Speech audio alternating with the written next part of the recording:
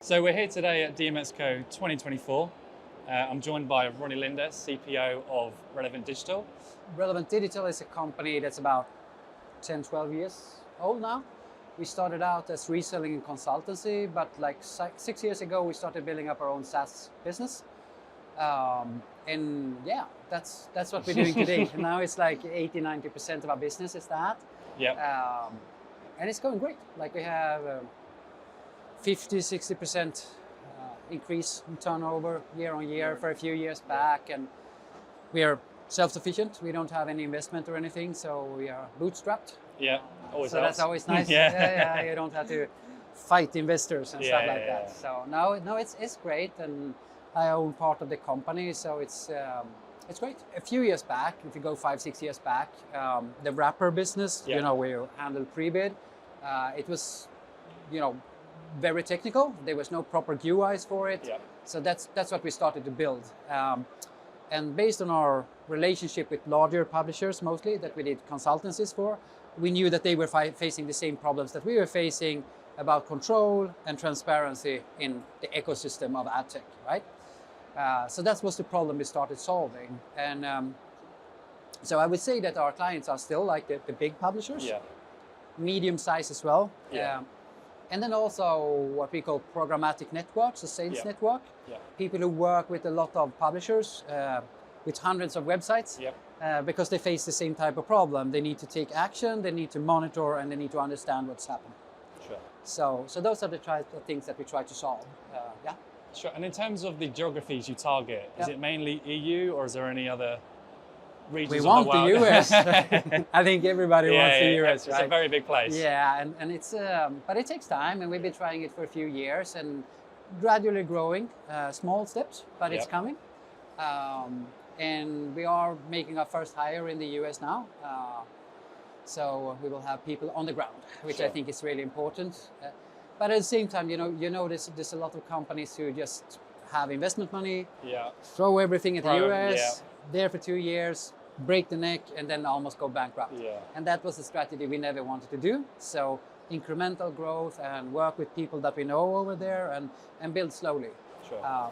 So I think our customer base today is about 80% in Europe, 15% in the US, and 5% the rest of the world. The rest of the world. Yeah. No, perfect.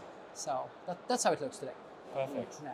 And hopefully a little bit more US in the future. But Fingers crossed. Fingers crossed. Exactly. I followed the Privacy Sandbox and that whole debacle quite closely for a couple of years. And I would say that already in February, March, I was saying this is not going to fly. Sure. And even with the new versions coming, so I would say that one I predicted, and now Google just threw in the towel. But when it comes to more I've been in the business for 14 years, so there's some things that you see start returning.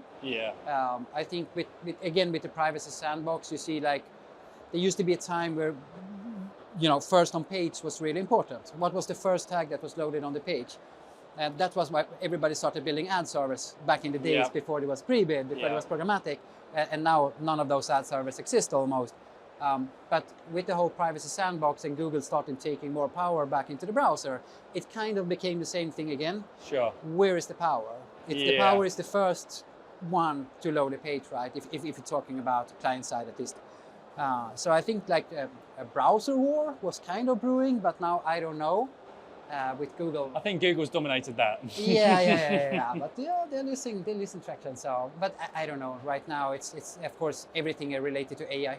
It makes a lot of things easier, and that's also where we are focusing a lot of the resources. And if you look at things that was very comprehensive and hard to build 5 years ago, there's so many things of those that the AI is solving right now. Just by integrating it in a non-stupid way, you get so many benefits like UI translations, better feedback from your help section, but also other providers' help section.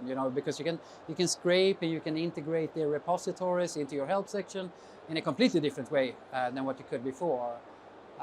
And then of course just working with the GUI through prompts. set up an alarm for me. You can solve so many. You can solve so many things, and a lot of the functionality in the product is already there.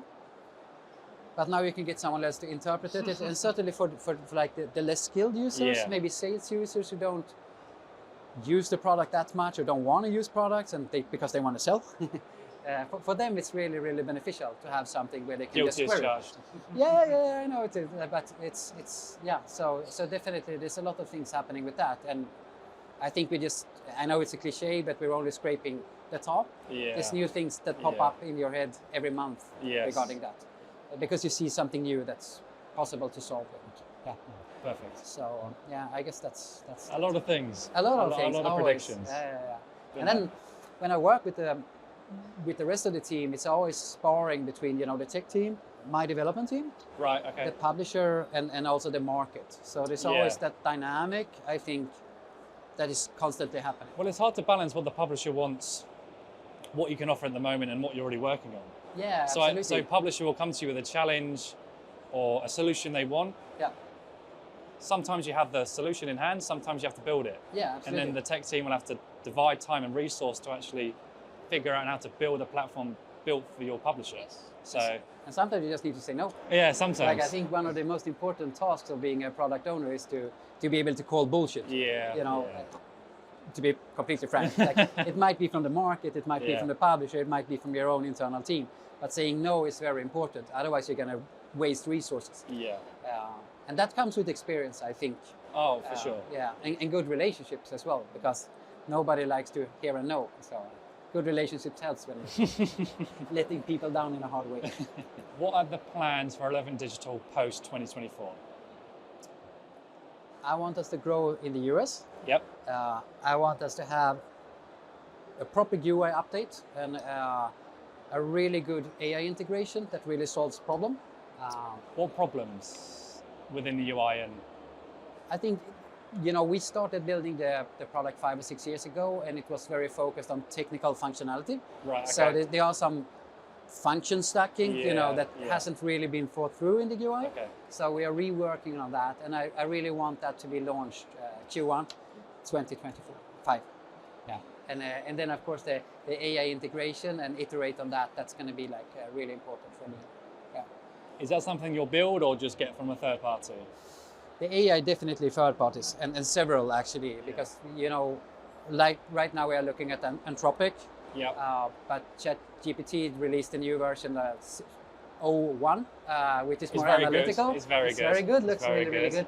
And that can solve other tasks in the product. So I think we're going to end up working with 2 or 3 different ones, depending on the task. Yeah. And I think that's going to be quite common in the market to work like that as well.